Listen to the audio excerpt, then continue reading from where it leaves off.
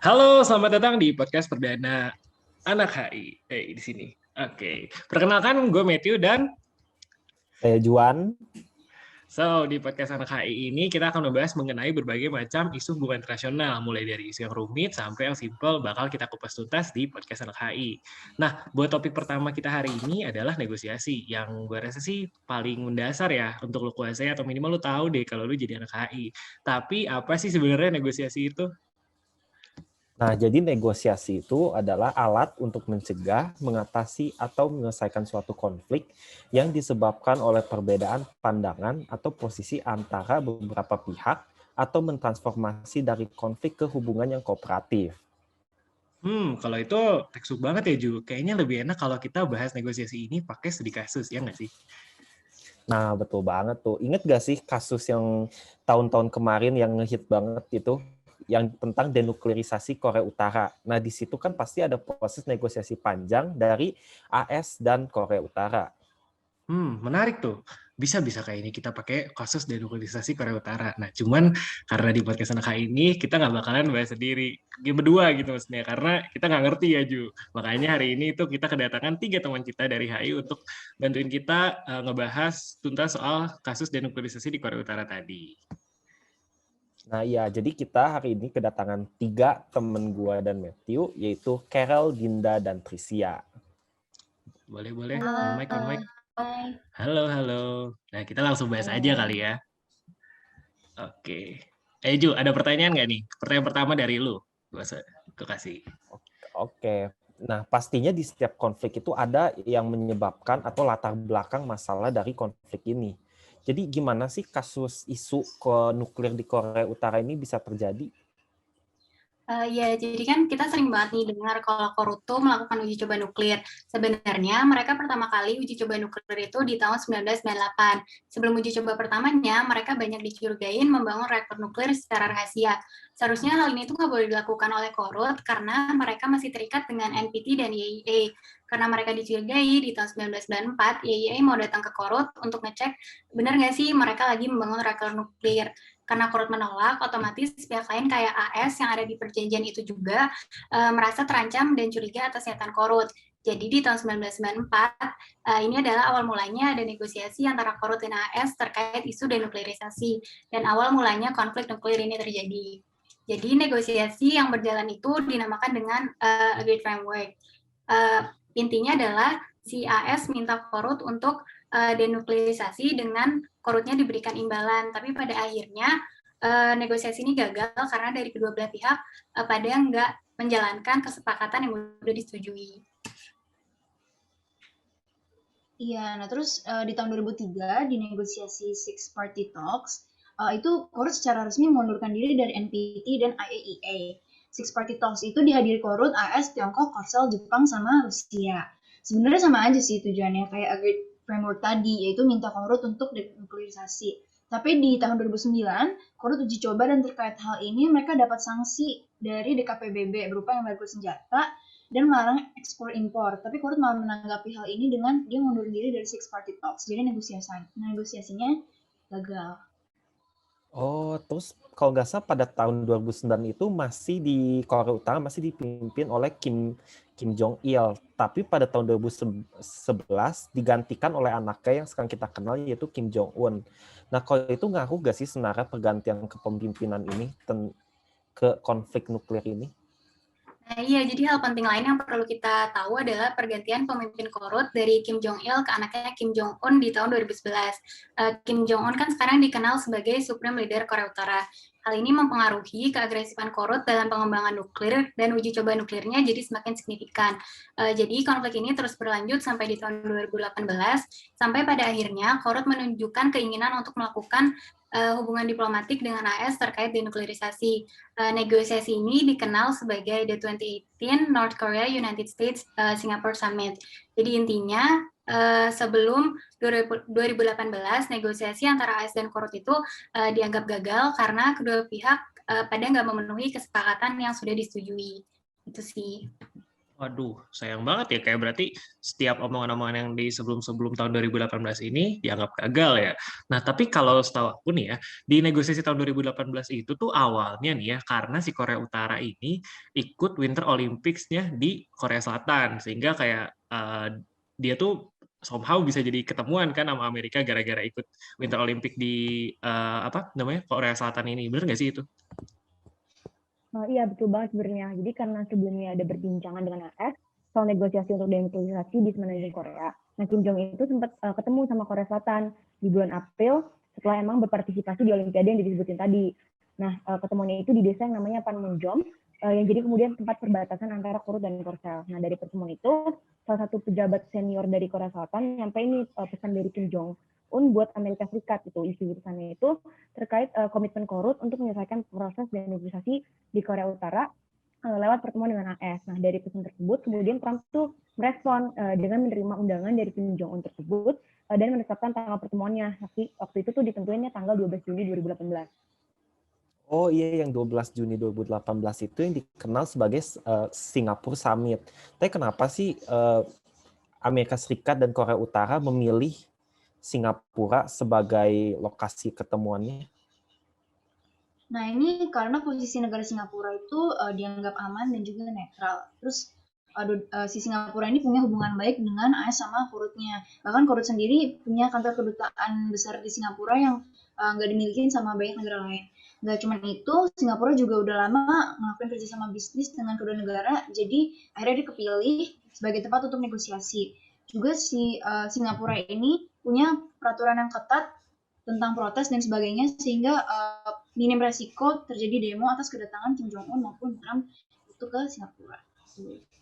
Oh, berarti emang jadi negara favorit ya Singapura ini karena rata-rata itu posisinya netral sama negara-negara lain. Oh, itu cukup menjawab ya.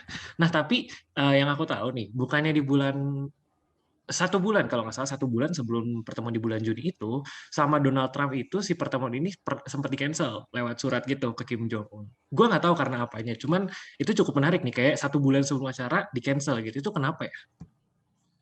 Iya, jadi sebelumnya pada bulan Mei itu Trump mengirim surat terbuka ke Kim Jong Un karena aksi dan pernyataan Korut yang dianggap hostile, sehingga menunjukkan ketidakseriusan Korut dalam komitmennya untuk pertemuan di bulan Juni mendatang. Namun setelah Trump mengumumkan surat tersebut, Korut ternyata masih beritikat baik untuk tetap melanjutkan Singapore Summit dengan mendemonstrasikan good faith lewat pembebasan 3 tahanan asal AS di Korut serta membongkar satu-satunya lokasi uji coba nuklir bawah tanah mereka.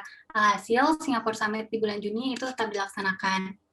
Dan Singapore Summit ini pas tahun 2018 ini ibaratnya pusat pers dunia ini banyak yang meliput tentang Singapore Summit ini. Tapi terlepas dari liputan pers ini sebenarnya apa sih yang dihasilkan dari Singapore Summit ini? Nah, sebenarnya dari Singapore Summit yang dijalani sama Trump sama Kim Jong Un itu menghasilkan apa yang namanya joint statement, yang isinya sih ada beberapa poin, 4 poin penting sih sebenarnya. Yang pertama itu ada pembaruan hubungan bilateral, terus juga ada pembentukan rezim perdamaian di semenanjung Korea, terus juga mereka negosiasi lagi terkait deklarasi Panmunjom dengan Korsel di mana Korea itu komitmen untuk selesai proses denuklearisasi sepenuhnya. Nah, terakhir juga poin itu terkait pelepasan tahanan dari Perang Korea. Oh iya, tapi kalau aku sempat baca nih ya si joint statement itu tuh rasanya kurang detail dan kurang jelas gitu ya. Si proses denuklearisasi ini ke depannya bakal gimana. Kayak mereka nggak sebutin gimana sih si joint statement ini bisa mengikat kedua negara atau diverifikasi gitu kan oleh pihak lain gitu sih keberlangsungannya. Sehingga yang aku rasa tuh karena nggak ada kedua elemen tadi, itu tuh kita nggak bisa ngelihat kayak timetable di dalam si joint statement tersebut gitu. Kayak kapan gitu bisa diverifikasinya gitu. Kayak kalau nggak kan hanya sebatas komitmen-komitmen belaka ya tadi yang kayak disebutin sama Tris itu di dalam Singapore Summit tadi. Itu kalau menurut aku gitu. Nah, oleh karena itu, diadakan pertemuan lanjutan, yaitu yang dikenal sebagai Hanoi Summit. Tapi sayangnya kalau nggak salah sih setahu gue, Hanoi Summit ini dianggapnya gagal juga ya, karena ada aksi walkout dari Presiden Trump. Iya nggak sih sebenarnya? Nah, iya benar. Hanoi Summit yang waktu itu dilaksanain 27-8 Februari di tahun 2019, itu kan AS sama Korut ini ketemu untuk bahas lebih lanjut tentang denuklearisasi Korut itu kan. Nah, tapi pertemuan keduanya ini nggak ngasilin apa-apa lagi. Yang sebelumnya kan kayak komitmen belaka itu karena isinya bahkan di negosiasi itu si Trumpnya walkout gitu kan. Dan iya benar, karena menurut dia Korut itu mau diangkat sanksinya, tapi dia cuma mau untuk ngancurin nuklir dia yang di Yongbyon. Makanya di situ Trump walkout. Oh, ada satu lagi nih kalau nggak salah tuh yang working level nuclear talks yang diadain di Stockholm. Itu juga sebenarnya gagal bukan sih? Kayak nggak berhasil gitu. Nah, iya ini juga gagal lagi. Jadi meskipun nggak dihadiri sama kedua kepala negara, dan waktu itu tuh emang si Stockholm ini hanya dihadiri sama delegasi negosiator dari kedua negara. Nah, hasil dari diskusi ini punya reaksi yang berbeda dari AS dan Korut itu sendiri. Nah, di satu sisi, Korut lewat negosiatornya, waktu itu namanya Kim Yong-gil, bilang kalau misalnya AS itu tidak menaikkan ekspektasi dengan menyarankan pendekatan yang lebih fleksibel dengan metode baru dan solusi yang kreatif kayak gitu. Dan dia juga bilang kalau AS itu telah membuat Korut sangat kecewa dan mereka tuh meredam semangat negosiasi dengan tidak membawa apapun ke meja negosiasi gitu. Tapi dari satu sisi AS-nya waktu itu lewat juru bicaranya itu Morgan Ortagus, dia Kementerian Luar Negerinya pada saat itu, dia bilang kalau misalnya yang dikatakan sama Korut tadi itu tidak merefleksikan isi semangat dari diskusi yang udah mereka lakuin selama 8,5 jam gitu. Makanya dia juga bilang kalau misalnya sebenarnya AS itu udah membawa ide kreatif dan sebenarnya udah ada terjadi diskusi yang baik dengan Korut kayak gitu. Berarti kayak bisa dibilang kayak ada perbedaan pandangan ya antara keduanya tentang proses denuklirisasi ini ya. Iya, jadi AS dan sekutunya, Jepang dan Korsel ini mengartikan denuklirisasi sebagai Korut yang sudah tidak memiliki senjata nuklir dan adanya perjanjian perdamaian dengan Korut tanpa mengganggu hubungan AS dan Korsel di bidang pertahanan. Yang artinya, terlepas adanya perjanjian perdamaian, militer AS itu bakal masih ada di semenanjung Korea. Sedangkan bagi Korut, mereka mengartikan denuklirisasi ini sebagai pelucutan seluruh aset strategis militer AS di semenanjung Korea, pengakhiran persekutuan AS dengan Korsel, penarikan seluruh militer AS dari semenanjung Korea, dan pengurangan kapabilitas nuklir bukan hanya dari Korut, tapi dari AS juga. Nah, dari tadi kita sudah mendengarkan tentang pertemuan-pertemuan yang telah terjadi. Tapi sebenarnya ada nggak sih penjelasan teoritis ya kenapa AS dan Korut akhirnya memutuskan untuk bernegosiasi di tahun 2018? Sebenarnya ada sih konsep yang kemudian bisa jelasin kayak kenapa kemudian negara itu bisa terlibat, yang tadinya terlibat dalam konflik itu bisa mencapai apa yang negosiasi. Jadi konsep ini sebenarnya disebut sebagai readiness of conflict atau kita sebut aja sebagai ROC, di mana kedua belah pihak yang berkonflik itu nggak ada lagi ekspektasi untuk memenangkan konflik karena mereka terus-menerus eskalasi gini. Jadi di konsep ROC ini ada 3 elemen penting. Yang pertama itu way out, dia bilang kalau itu bisa jadi alternatif yang akhirnya membuat kondisi lebih pas untuk melakukan negosiasi kayak gitu. Dan ada 2 konsep lainnya. Yang pertama itu mutually hurting settlement atau kita sebut MHS. Intinya dia jelasin kalau misalnya pihak sudah terjebak di suatu penderitaan besar, mereka akan mau untuk melakukan negosiasi. Dan elemen yang terakhir itu adalah mutually enticing opportunity, di mana kedua belah pihak yang berkonflik melihat harapan atau potensi ke depannya gitu. Jadi berkaitan dengan ROC sendiri, ada confidence building measure, yaitu cara yang bisa digunakan untuk membangun rasa percaya pihak yang terlibat dalam konflik. Ya, terus jadi di tahun 2016 sampai 2017 itu sempat ada tensi antara AS sama Korut. Pada saat itu Korut ngelakuin tes misil dan melakukan 3 kali uji senjata nuklir. Nah, dari serangan tersebut bisa memicu tensi karena secara nggak langsung dia pengen buktiin ke AS kalau misalnya dia, si Korut ini, mampu untuk menyerang AS dengan serangan misil balistik. Terus habis itu, AS yang waktu itu masih di bawah pemerintahan Obama merespon serangan tersebut dengan memperluas sanksi secara unilateral dan multilateral. DKPBB juga akhirnya mengadopsi resolusi yang memperluas sanksi ke seluruh sektor ekonomi Korut, salah satunya ekspor batubara. Jadi awal mula motivasi atau way out dari negosiasi di tahun 2018 itu karena tensi yang terjadi di tahun 2016 sampai 2017. Nah, dari kejadian itu, keduanya akhirnya merasa dirugikan kan. Satu, AS merasa stabilitas keamanan negaranya terganggu karena Korut uji coba nuklir terus, jadi mereka merasa terancam. Sampai AS di era Trump ngomong ke Korut kalau mereka nggak mau lihat peperangan. Stop kasih ancaman dalam bentuk uji coba nuklir apapun. Trump juga bilang kalau AS nggak akan ragu untuk kirim serangan militer preventif ke Korut untuk mulai konflik militer. Korut pas ini akhirnya dapetin banyak sanksi kan. DKPBB juga akhirnya nambahin lagi sanksi di mana negara anggota PBB harus berhentiin dan putusin semua hubungan dengan Korut, baik hubungan militer, diplomasi, sampai ekonomi. DKPBB juga akhirnya mengadopsi larangan 75% kegiatan ekspor-impor yang jadi mata pencaharian Korut.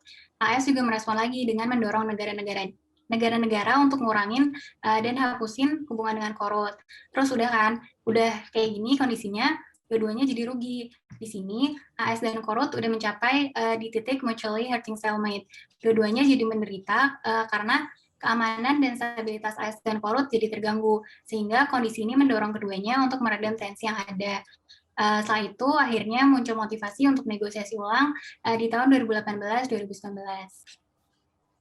Oh, tapi berarti kalau aku lihat kan tensinya naik turun terus gitu kan. Dan sampai terjadi negosiasi pertama di Singapura pada 12 Juni 2018. Nah, dari pertemuan itu kan kedua negara ini kan menghasilkan satu yang joint statement itu kan, yang secara garis besar itu ngasih tahu kayak komitmen mereka tentang denuklearisasi, kayak seperti pembangunan hubungan bilateral, pembentukan rezim perdamaian kayak di Semenanjung Korea itu, dan sama pelepasan tahanan perang ya di poin keempatnya itu. Nah, itu tuh sebenarnya bisa dikatakan sebagai confidence building measure antara AS dan Korea. Jadi sebenarnya kalau dilihat nih ya, itu tuh negosiasinya berhasil atau enggak sih? Nah, sampai working level nuclear talks itu di akhir tahun 2019 itu pun nggak berhasil negosiasinya. Jadi Oh, tapi kenapa ya kok nggak berhasil terus gitu, terlepas banyaknya pertemuan antara AS dan Korea Utara? Nah, sebenarnya ini bisa dijelasin dengan gimana kalau misalnya negosiasi itu bisa berhasil, dia harus ada apa aja. Nah, itu harus ada proposal rancangan penyelesaian yang meliputi pemilihan lokasi yang netral, jumlah delegasi, dan juga lain-lain. Nah, motivasi juga termasuk. Ini mencakup adanya preconditions yang baik untuk memulai negosiasi atau situasi saat kedua pihak merasa nyaman secara psikologis untuk bertemu. Preconditions juga harus ada secara mutual. Makanya, bisa disimpulkan kalau dalam momentum pihak yang berkonflik itu udah sadar bahwa mereka nggak bisa memenangkan negosiasi itu secara unilateral atau secara sepihak doang. Tuh. Nah, sesuai yang tadi Carol jelasin juga, precondition tadi dari Singapura Summit, dia kan summit pertama yang dilakukan di Singapura yang terletak di Semenanjung Malaysia. Emang Singapura itu punya hubungan diplomatik dengan AS dan Korea itu sendiri. Nah, pada saat negosiasi itu, delegasi yang datang itu bisa dibilang pihak-pihak yang netral. Sesuai dengan teori ini juga, negosiasinya bisa terjadi karena nggak ada ketimpangan yang kemudian bisa memperparah atau memicu konflik lebih jauh lagi kayak gitu. Tapi emang sayangnya momentum negosiasi di Singapura Summit ini hanya berupa precondition nihil, karena meskipun pada saat itu Kim Jong Un udah setuju nih untuk ngelakuin dialog dengan AS, dia tuh nggak pengen terima precondition untuk memulai negosiasinya gitu. Makanya joint statement juga jadinya kurang berhasil dan kurang substantif. Dia tuh jadi cuma dianggap sebagai deklarasi gitu. Nah, mungkin contohnya bisa kita lihat dari komitmen Korut untuk denuklearisasi, karena di perjanjiannya sendiri tuh dia nggak nyebutin terkait indikasinya denuklearisasi, terus tahapan-tahapannya dan sanksinya itu seperti apa gitu. Kalau untuk negosiasi di Hanoi dan Stockholm, kurang lebih juga sama sih. Jadi keduanya nggak ada pakai precondition sesuai permintaan dari Kim Jong Un, tapi ada proposal rancangan penyelesaiannya. Hanoi itu dipilih jadi tempat summit AS dan Korut di 2019 karena Vietnam dianggap memiliki hubungan baik dengan AS maupun Korut. Di Hanoi Summit, Trump juga ikut tergabung dalam negosiasi secara langsung. Tapi momentumnya itu nggak ada karena pas negosiasinya berlangsung, Trump tiba-tiba walk out kan dari negosiasi karena menurut permintaan dan penawaran dari Korut itu timpang, di mana mereka minta seluruh sanksi PBB diangkat dengan hanya mereka memberhentikan aktivitas nuklir di Yongbyon. Di sini dua-duanya tetap keras kepala mau menangin negosiasinya secara sepihak atau unilateral. Hal itu adalah untuk memenuhi kepentingannya masing-masing. Ini yang akhirnya bikin negosiasinya tuh gagal dan gak ada hasil. Sedangkan untuk working level talks AS dan Korut di Stockholm akhirnya dilaksanakan setelah 2 summit telah gagal dilakukan. Ini jadi bentuk dari proposal rancangan penyelesaian konfliknya. Kali ini negosiasi berlangsung tanpa Trump dan Kim Jong Un hadir secara langsung. Tentunya momentum dalam bentuk precondition lagi-lagi nggak ada dan diskusi lagi-lagi gagal. Gitu. Waduh, berarti kayak gagal-gagal terus nih ya dari awal negosiasi yang di 2018 itu. Nah, tapi kayak rasanya tuh konfliknya udah lama banget. Tapi ada nggak sih, satu pertanyaan lagi nih, ada nggak sih kemungkinan konflik itu tuh bisa selesai nantinya? Sebenarnya karena emang konfliknya juga udah cukup lama dan negosiasinya juga hanya yang terjadi di tahun 2018-2019 ini, konfliknya akan punya kecenderungan untuk menambah isu-isu yang bisa memicu eskalasi. Misalnya kedua pihak jadi punya rasa benci terhadap satu sama lain. Hal tersebut yang kemudian mempersulit negosiasi, karena semakin lama konflik dan negosiasinya jadi makin sulit untuk selesai. Nah, sebenarnya konsep erosi itu jadi kunci utama dalam proses negosiasi, bergantung sama persepsi pihak yang berkonflik. Dan di konflik ini, hal tersebut sulit dicapai. Dalam kasus AS dan Korut, penting buat kedua negara untuk melakukan negosiasi yang sifatnya lebih forward-looking, dan juga harus ada usaha untuk membangun mekanisme yang dapat merubah dan memperbaiki hubungan kedua pihak. Iya, terus juga gue mau nambahin, negosiasi itu kan sebenarnya kegiatan di mana pihak A memberikan sesuatu dan menerima sesuatu, begitu juga sama pihak B. Jadi di sini harapannya nggak ada pihak yang memenangkan negosiasi secara sepihak gitu kan. Tapi nyatanya di kasus ini AS dan Korut sama-sama mau menang sendiri. Tahun 2020, Kim Kye-gwan yang dulu punya jabatan kepala utusan nuklir Korut ngomong kalau misalnya Korut itu mau denuklirisasi cuma kalau permintaannya dituruti. Nah itu kan udah jelas banget ya kalau dia memang mau menang sendiri. Terus bagi Korut, kalau mereka lakukan denuklirisasi itu aset strategis dan payung nuklir AS dari Korsel itu dicabut. Terus damai bagi Korut juga mencakup pelatihan militer AS dengan Korea Selatan berhenti dan pasukan AS militer di Korsel itu dikurangin. Korut juga berharap kalau misalnya dia melakukan denuklirisasi, hostile policy-nya AS itu dicabut. Nah, tadi kan kita udah sini dari AS ini, dari Korutnya. Kalau misalnya dari AS sendiri tuh dia pengennya Korut itu sesuaiin dulu nih sama dua perjanjian. Ada yang pertama itu complete, verifiable, irreversible denuclearization, sama yang kedua itu ada yang namanya fully verified denuclearization gitu. Jadi produksi serta pengiriman senjata nuklirnya itu pengen sepenuhnya diberhentikan gitu. Nah, baru nanti dari AS sendiri akan kasih measure balasan, misalnya pencabutan sanksi kayak gitu. Jadi memang dua-duanya itu masih sama-sama egois dan kayak mau main secara unilateral gitu. Jadi pengen main secara caranya sendiri. Makanya AS di satu sisi AS pengennya denuklirisasi total satu kali, tapi Korutnya itu maunya bertahap kayak gitu. Oh, wah, terima kasih ya penjelasannya, Carol, Dinda, Tricia.